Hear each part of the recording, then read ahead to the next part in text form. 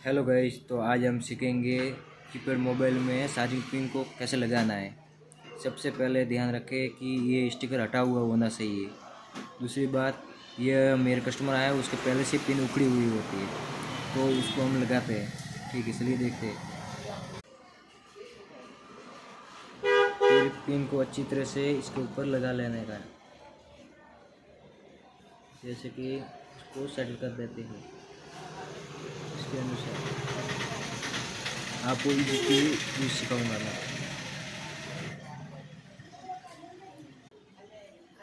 तो देखते हैं, इस पिन को भी मैंने सेट कर लिया है। फिर ब्लोअर को लेना है, उसको हीट होने देना है तब तक ये सेटल ना हो जाए।